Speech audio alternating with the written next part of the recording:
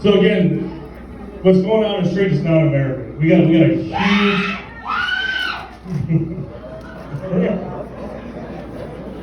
we have a huge communist movement that's going on. I did a rally last weekend. Some of you may have heard about it, some of you may not have. Within about 24 hours, the Denver Communist Party did a counter protest against a muster. Unfortunately, that day, an American patriot was killed by a known Antifa aggressor that actually the local news agency brought in to do security for their producer. They had an agitator that was there that's actually been dined out as a local Antifa commander. Of course now they're rejecting the whole thing, but there's so much traction, so much information that's going against their story that's not even funny. So again, we cannot be afraid. We cannot be scared to go out. Trump's coming here Tuesday. Where I'm going with this, if QUITA, BLM, and the Communist Party decide to show up, I'm encouraging everybody to get back in their face. We got to shut them down now. And I'm dead serious. The fact that you have a local news agency that brings a shooter into a patriot muster and he kills another patriot. The Communist Party holds a counter protest that are going to attack Americans on American soil celebrating America. It's time to push back. I'm fucking done. I started an organization kind of just out of the whim. We've been standing in the street against the Antifa, BLM, the communist movement in Colorado for a couple of months now. They're so fucking scared to death when I come out there that they go running when we show up. They get word that we're even coming and they leave. Again, we need to start standing up and letting them know we're tired of your shit. We're tired of your stupidity. We're tired of your assault. They're just nothing but hate. Nothing but hate. Close his mouth right here. We can go down there and we can be in the same location as them and not attack them, but they'll sure as hell come and attack you. Guess what? That's over in my opinion. It's time we fight back. Too many Americans have died fighting communism and socialism. Normandy, Bella Wood, Iwo Jima, North Korea, Iraq, Libya.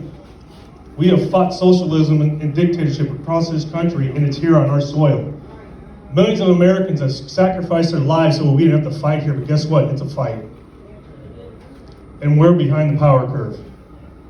They have the money, they have the organization, and they have the numbers. But they don't have the fortitude. Because we ain't fighting for power, we ain't fighting for money. We're fighting for our families, we're fighting for our future, we're fighting for our country, we're fighting for God.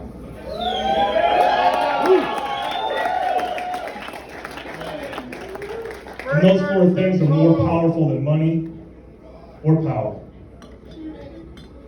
Thank you.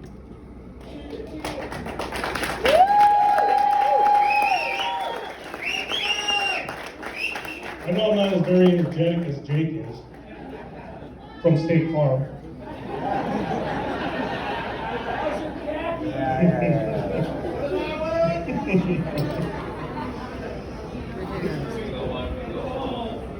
But again, it's a power in numbers. You can't do it alone.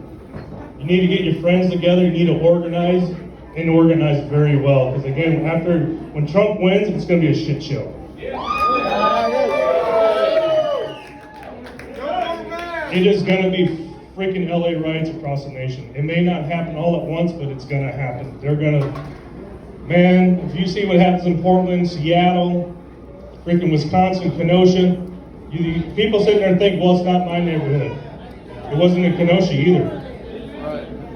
It's on our streets, man. It's smoking. The gun's smoking. It's just a matter of when it gets fired.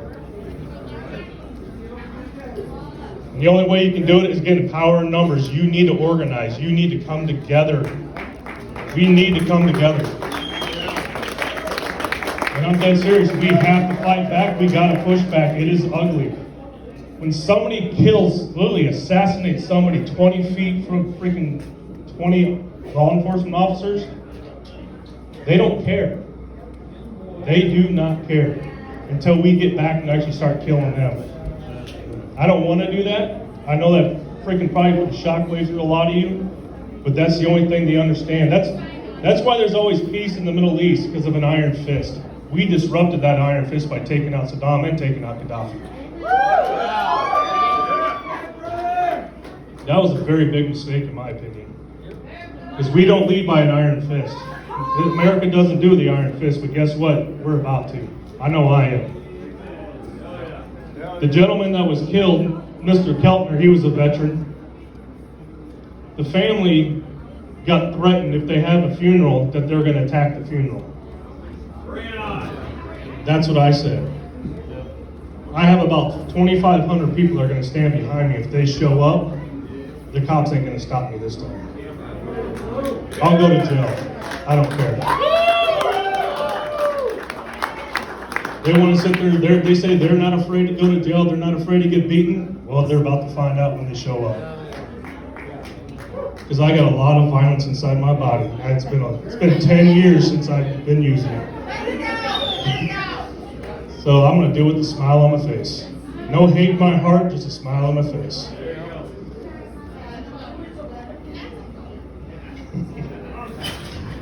But on a happy note, Hunter Biden's kind of fucked.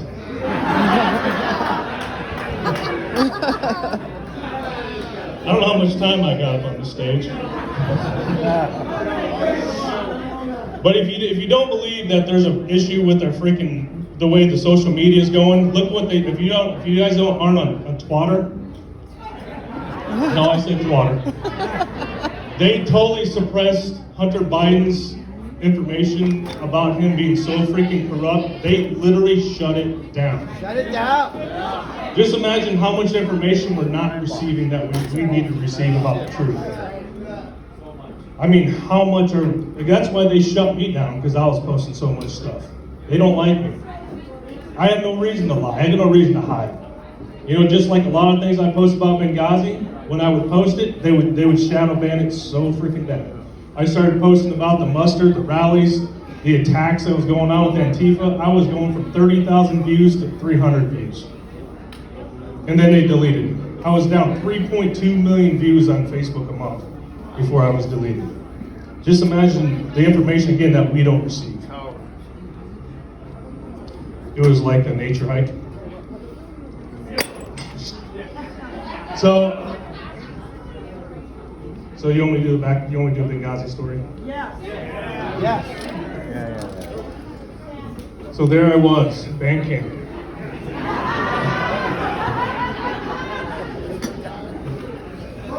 All right.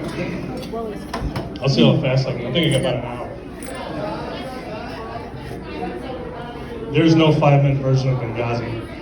So 9/11, 2012, we treat being over there at GRS, we're in a high threat environment, so we treat everything the same. It didn't matter what day it was. It didn't matter if it was 9/11. GRS is Global Response Staff. We treat everything the same. Again, we're in a high threat environment. That's why we rotate so much. We're not there for a year at a time, and we work in small units. That morning started off the same.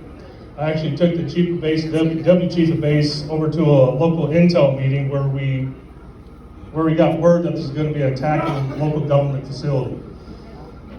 After that meeting, we left, went over to the State Department because Ambassador Stevens over there. He's supposed to have a lot of meetings outside the compound that day.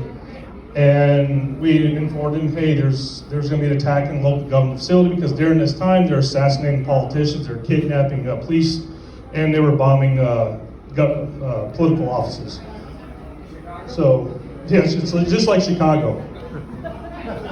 But actually a little bit safer than Chicago.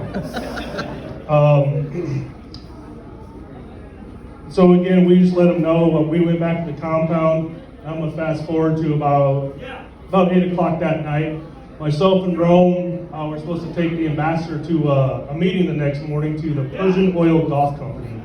And since I'd been there the most, I had an idea where it was. State Department guys had no idea where it was, so they were gonna allow a local driver to dictate the route and all that. And we don't like that very much. We don't trust locals. So myself and Roan, we left the compound again around 8 o'clock that night. Located the meeting location. On the way back, we called the State Department.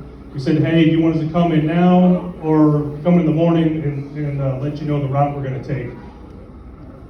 Good or bad, they said, no, we'll wait till the morning. We drove by the road that led down to the consulate. You're looking about 8:30 at night or something like that. There was no vehicle traffic, no pedestrian traffic. And, we just kind of went on our way, went back to the compound, informed the team leader, and I immediately went over and went to my hooch and obviously got ready to go to bed. I don't know, about 30 minutes later or something like that, we got a radio call saying all GRS to the team room. First stop was Tonto fucked up something, because he always did, or the ambassador changed his mind, the mission got changed, or whatever. I started walking out. Jack, he's another Navy SEAL. I guess they sleep naked, so he was naked in his bed. I don't know what it is, but he was chit-chatting with his wife too, so. So I said, just hang out here, I'll go see what's going on. About 30 seconds later, a more urgent call comes out, so I started running out. I met the team leader in between the two buildings. You can hear gunfire going off, you can hear explosions going off. Again, that didn't pique my interest because we had a wedding hall right behind us, and they would do that all the time. And plus, they would celebrate and ran over a dog, a person, or whatever sometimes. So again, there's always shooting going off. But when I linked up the team leader, he immediately informed me that the consulate had been overrun. Not that it's being attacked, it's already been overrun, and they're already held up in hardpoints inside the consulate. Ran back, told Jack, we got ready within about 5 minutes, got to the vehicles, loaded up, and that's when we got our first wave. So as we're sitting there, we can hear the State Department, they're finally getting on the radio, they're letting know what's going on. They're telling us we gotta hurry up and get there, and they're lighting the buildings on fire. I get out of the car, look at the chief of base, the deputy chief of base, and our team leader, and say, hey, we need to get over there now, we're losing the initiative. The chief of base looks back at me and says, no, stand down, you need to wait. So we did get a stand down order. I'll finish the conversation though. He said, stand down, you need to wait. And I go, what the fuck are we waiting for? We're losing, they're digging in. We need to get over there right now. He said, no, you need to wait, you need to stand down. And finally, there was a couple more little things going back and forth. A lot more fun language. But finally, the team leader said, Tig, just get in your car. So I got in the car, let Jack and Roan know what was going on. And a lot of people think that stand-down order that Bob gave us came from the administration. There's no way. That administration could not think that fast anyways. That stand-down order we got in Benghazi came from Bob and Bob himself. There was an incident, if you've seen the movie, there was Jack and Roan were at a checkpoint. In reality, it wasn't Jack, it was Roan and another GRS officer. And in real life, they were there for over 2 hours. Held up at gunpoint, and he would not let us leave the base to go over there and assist them in getting out of there. We were over 45 minutes away. So again, that was just one of probably a dozen stand-down orders Bob gave us in Benghazi. So again, the State Department, they're on the radio. I mean, they're asking us to come over and help. They're lighting the buildings on fire. And the last thing that came over the radio was, if you don't get here now, we're all gonna fucking die. Job be damned. We're not gonna sit here and listen to these guys die on the radio. We left. No more asking, no more requesting. We left.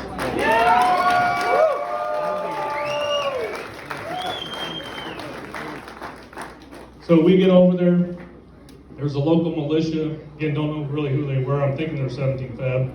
There was, I call him the little short fat guy. And he had another guy with him. There's 3 other guys that were actually engaging down towards the consulate. There's a guy on the other side of the street with an RPG. Of course, we come rolling up, don't know who they are. We get out of the vehicle, getting ready to blast them if we had to. He comes walking up, and we're like wobbling. Durka Durka, don't understand Durka Durka, but it's Arabic. Man, somebody's not seen Team America, have they? Wow. Durka Durka Muhammad Jihad? So anyways, so come to find out they're friendly-ish.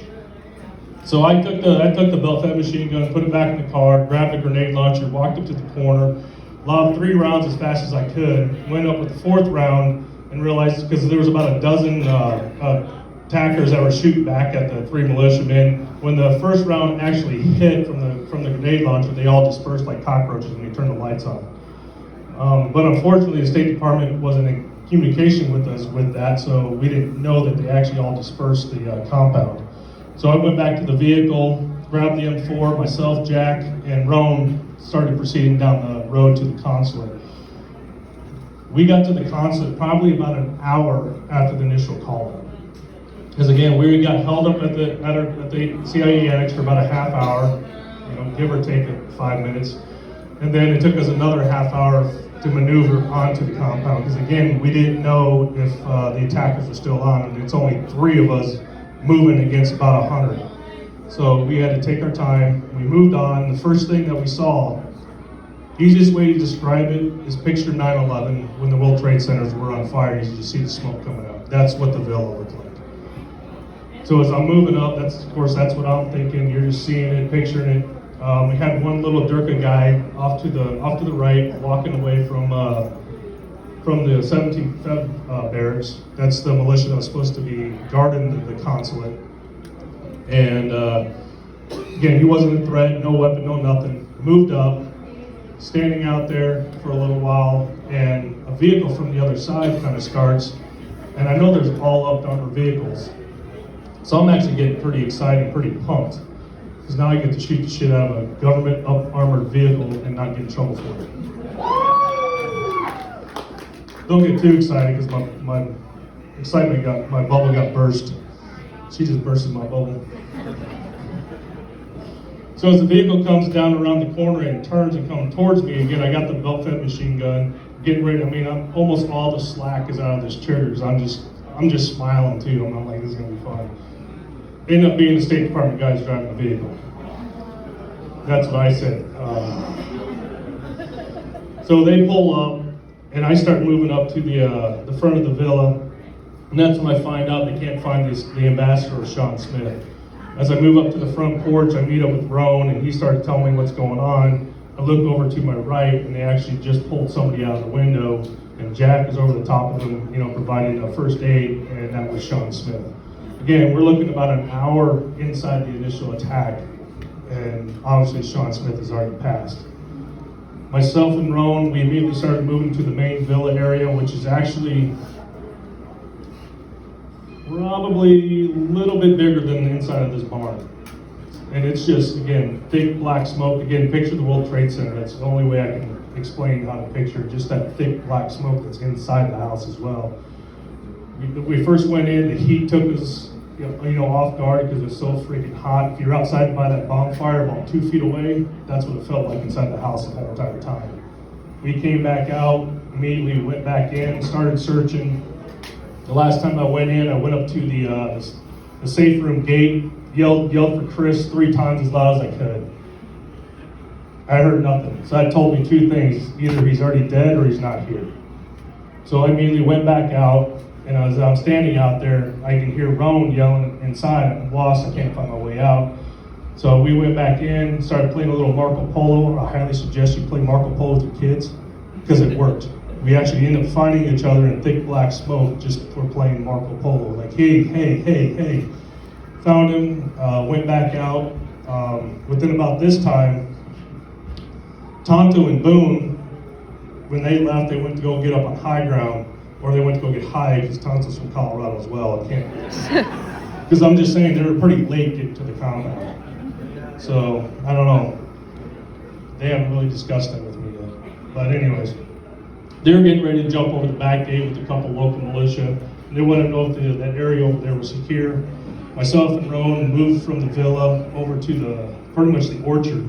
I'm talking, this compound was probably a $7 million compound. It had grapevines, fruit trees, all kinds of crazy stuff on it. So we kind of went over there, overwatched a little bit while they jumped over the back gate.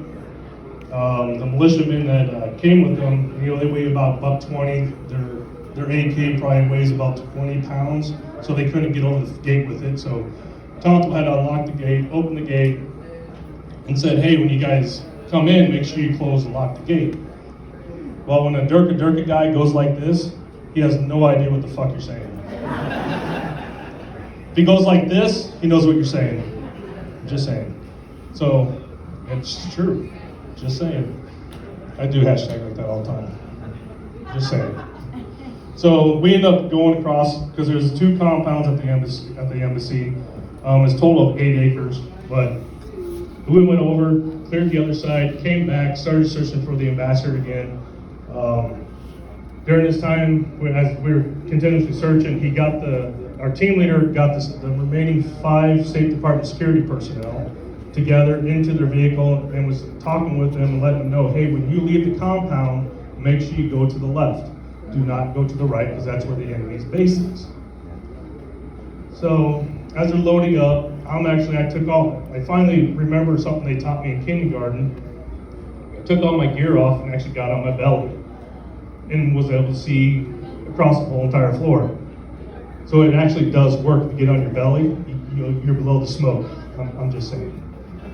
So I learned something in kindergarten finally, but it took a lot for me to remember it. So if you're in a smoke, get on the floor. So I was on the floor searched the main room again, went in, searched one of the bathrooms, crawled out of that one, searched the second room. As I was getting out of the second room, we got counter-assaulted. An RPG just hit the room I was just in. Obviously I jumped up, ran through, went to the room that I was just in, and not just in, but came in, came out the safe room window, got all my gear on. Again, 2 more RPGs went off. There's a lot of small alarms fire going back and forth. I had to peek around the corner to see where the attack was coming from. And I could tell it was coming from the back gate. There's a ladder set up right there by the safe window, so I went up on the ladder, got up on the roof, immediately informed the team leader that, hey, I'm up on the roof. Reason why I did that, just in case I get shot, I don't need them to come try to figure out where I am in case something else happens. So as I'm moving up towards the back gate, there's a 3-foot wall pretty much around all the buildings over there. I come up with my gun at the ready. I see a guy moving to the front into the gate, and I just immediately unleash about a 10-15 round volley of fire. I see him fall back, and an RPG actually launched. But according to the drone footage, I didn't get to see it, but Oz got to see it, the team leader got to see it, and they informed me that one of the rounds actually hit the RPG and deflected by 90 degrees. So I had an actual real-life Rambo moment. I just wish I had the video footage, because I still don't believe it, I'm just saying. It's out there somewhere. But I do have a Rambo moment, according to these two. But so we repelled that attack. Everybody came up on the roof. And during the attack, the State Department guys, instead of getting out of their vehicle and actually helping us defend their compound that we just showed up to rescue their asses, left. I've been kind of a little bit of a grudge over that, but they actually honked their horn because Tonto was using their vehicle as cover. So he wouldn't, because obviously it's engine block, it's armored. And they actually honked the horn so he could move so they could leave. But again, Murphy's a bitch. They left and went to the right. They got ambushed. They had grenades thrown at them. Their vehicle got all shot up. Thankfully, they did make it back. But unfortunately, they got followed back to our compound as well. So back to the consulate. We're up on the roof trying to figure out what we're going to do. Again, the State Department guys had no idea the ambassador was still inside the villa, if he took off on foot, or if he got kidnapped. They had no idea. We had no idea. So we're trying to assess if we're going to stay there, start breaking windows out, let the smoke, dissipate a little bit. During this time, we actually got word from the drone that they're getting ready to hit us a 3rd time on the consulate. They said it was between 100 to 150 individuals moving east. So again, there's 6 of us, 2 dozen unknown people, indigenous people on the ground with us. Again, some in uniform. There's one dude in a business suit with an AK. There's people with flip-flops, shorts, and a tank top with AKs. Some with no guns. It was just a madhouse. So we made the decision to leave. You know, we got Sean Smith's body in with us. We all pile up in one vehicle and we head out. If you watched the movie, this is so important in my mind about the movie. I didn't lose the damn thumper.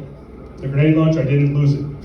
I put it back inside the vehicle that was left at the corner as we drove by, because we were going to stop, but unfortunately there was about 3 dozen freaking militiamen at that corner, and we had no idea who they were. We didn't know if they're friendly or, I mean, we didn't know anything. So it's one of those things, you just leave and you just keep on going because we're all alive. We get back to our compound and we get ready for another assault on our compound, because I mean, they're getting ready to hit us a 3rd time at the consulate. We know they're coming for us again. So we just immediately set up in our defensive positions. Within about an hour, I would say about 1 in the morning or so is when they came and got us. They came, I don't know, 30, 40 individuals, lasted about 5-10 minutes, nothing like the movie. I think the movie lasted 4 hours, the firefight did, but that's Michael Bay. We repelled them pretty quick. The easiest way to describe it is like playing like whack-a-mole. Someone would pop up, you'd shoot, it'd drop. Another one would pop up, you shoot, it'd drop. Pretty much that's what it was. If you ask like, were you afraid? Not really, because they're aiming at you. It's when they're not aiming at you is when you gotta be afraid. Because they don't aim and shoot, they spray and pray, kind of like Tonto. So they do this thing right here. So,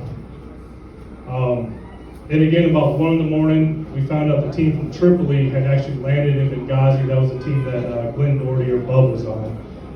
There was probably about 7 of them, but they got stuck at the airport because the militia that was supposed to bring them to the compound never showed up.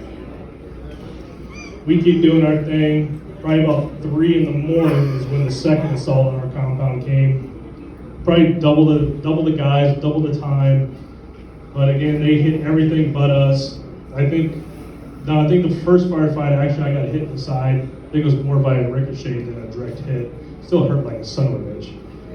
So in the movie, I did not lay on my back, though, like a little Antifa guy. Just saying. I stood up, I didn't crumble. I just stood there, made sure I wasn't bleeding. Then I got back in the fight. But anyways, I had to square that one away, too. There's a lot of squirrels in this story. So again, it was doubly assault, a little bit more extra time. Again, the firefights didn't last 30, 40 minutes. They're when you're in it, they last forever, but in reality, I'm thinking the longest they probably last was probably 15 minutes, in reality. Getting repelled it, and this is about the time we got confirmation the U.S. ambassador was dead.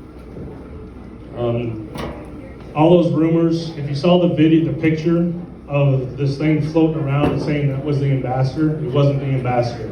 It was an Egyptian from 1996 or some shit. The ambassador was found in the consulate, in his room.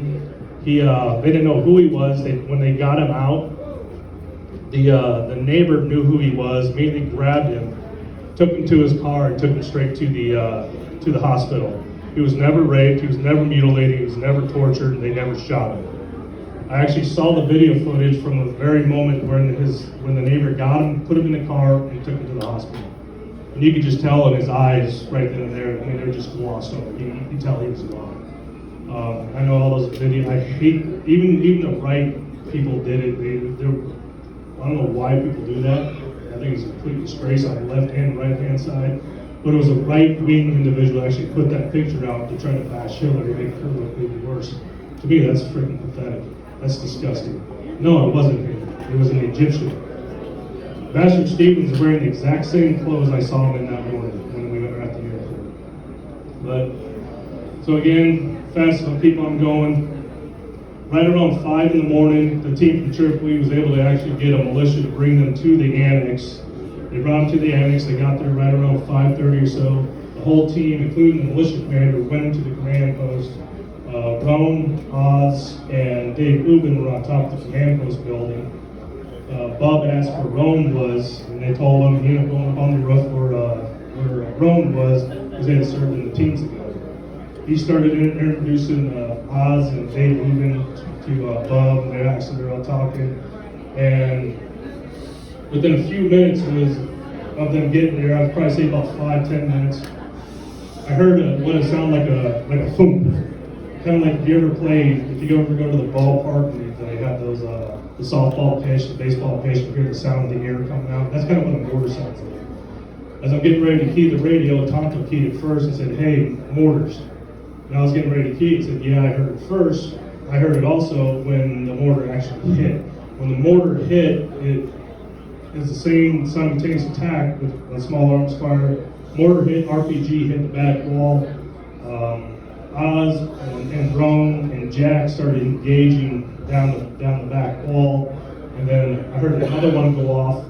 It landed, hit the top of the wall, just behind the building. Dave Ubben took his helmet off, ended up taking a bunch of shrapnel to the forehead. He dropped back, he was out of the fight. And I heard another grenade, or another mortar go off. And from my point of view, it looked like it was being walked towards my position. And we were up on a tower, so obviously mortars, they explode up and out. So I jumped off the tower, moved away from where the wall was as back as I could towards the prison gym. And by the time I got to the gym, the third mortar actually hit the roof and everything went quiet. I get on the radio and I say, "Hey, you guys up on building 3, you all right?"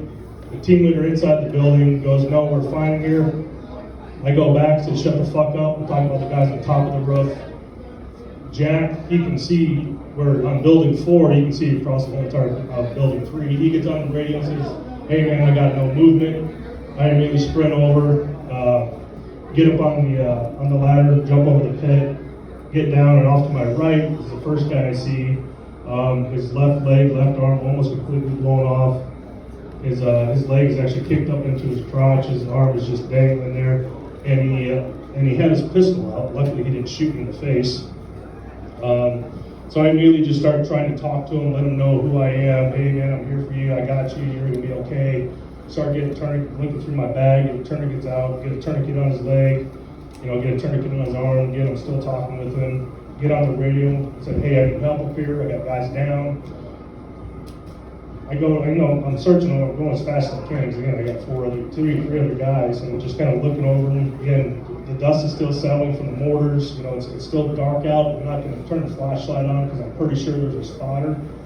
A spotter is somebody who, if you don't know, a spotter is somebody who's kind of watching where the impacts are. He's giving the mortar team corrections like drop it 10 feet, raise it 20 feet. So that's what a spotter does. So I'm not trying to highlight that we're actually up on the roof yet. So I get the tourniquets on him, I go to stand up and leave, and he goes, "Hey man, I need my gun back." I wasn't a very good Marine. So you're not supposed to give somebody back their weapon when they got their head freaking, blasted a couple times.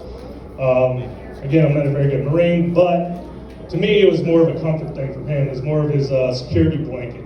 So I just dumped his mag, unloaded his weapon, and gave it back to him. Because to me, I just wanted to make sure he felt more secure, just something that would comfort him in the moment that he needed it. So I got up, got on the radio, said, "I got guys down, I need help." Started moving across. I see one individual, he's almost in the center of the building, just face down, he's not moving. So I can see movement, I hear a little bit of crying up in front of me, so I keep going forward. And it's Oz, he's over there pouting because he got his hand hurt a little bit. He's throwing it up and down like, "Hey, check this out." I go, "Dude, stop that, you're gonna make it worse." He goes, "Yeah, but look at this. Dude, doesn't your mom tell you quit playing with it? Stop." So yes, there was comical moments in this thing. So he stops, he had a tourniquet out, got his tourniquet, put it on him, and on the radio said, "Hey, I got guys down, help up here." Boone, he's over up on another building. He gets on the radio, says, "If you guys don't get over there, I'm getting off this fucking roof and I'm gonna go over there." As I'm standing Oz up, I'm asking him, "Hey man, can you walk to the ladder by yourself?" You can see him, he's kind of looking around. He's like, "Well, I guess I got no choice." So I started walking him a little bit just to make sure he doesn't tumble over, because again, he just got hit by 3 mortars. It wasn't just one mortar hit the roof, it was 3 mortars that hit that roof. So he kind of wobbled just a little bit, probably a little bit less than some of you right now. But he was able to get moving. I go to the third individual, and he was actually laying in the fetal position, facing actually towards the wall. I roll him over, and this is Rome. I immediately go down, I check for a pulse, couldn't feel his couldn't feel a pulse, but his throat moved. I think it was just more of a nerve cell reaction. Didn't see any major wounds on him, but ripped off his body armor and do a thing called look, listen, feel. You're putting your ear down to their mouth. You're trying to hear or feel a breath. Then you're looking down their chest line to see if you can see any movement of their chest or stomach. Couldn't really see anything, didn't hear or feel anything. So that's when I finally broke light discipline, got the light out, checked for pupil dilation. There was no dilation of his pupil. So knowing that Oz was just getting down the ladder, immediately got on the radio and just informed the base that Roman was gone, because he was our medic. He was the only medic that the base had at the time, So I left him, went over to the fourth individual, rolled him over. And the first thing I remember just thinking, I thought it was Jack. Everything's processing so fast. I'm like, what the fuck's he doing here? Then I'm like, no, I was just on the radio with him. He's over in the other building. So I never met Bob. Unfortunately, that's how I met him. Didn't know who he was, but did the same thing, checked for a pulse, ripped off his body armor, look, listen, feel, pupil dilation, there was nothing. Went back over to where Roan was. By this time, the two Delta Force guys came up, their country team leader was up on the roof, and about the only thing that the Delta Force guys actually did was they actually built a little human backpack out of some workout straps that we had to get Dave moving off the roof, and which was pretty damn good, because I was thinking to myself the whole time, how the hell are we gonna get this guy off the roof? He's like a 6'2", 6'5", 260-pound freaking dude. I'm like, because he ain't walking nowhere. He ain't no way he get off the roof. But they did that. They were able to get him off the roof. I went over, got Roan's, all of his weapon systems. I got Oz's weapon systems. Got his personal effects. Went over to Bob, same thing. Got his personal effects. Went and said a prayer over Bob. Went over Roan, said a prayer over Roan. Again, got off the roof. I know a lot of people, they talk about like PTS, and I leave the D out of it because it's not a disorder. The room is pretty dark as you kind of go in there. Again, I drop the guns off. I go walking back towards where we got the medical room. And the scariest thing I've ever seen in my life was Oz David. It was scary, I'm telling you. Luckily he had tiny whities on, but holy crap, it was like a horror show. But anyways, you gotta laugh, come on. I'm still seeing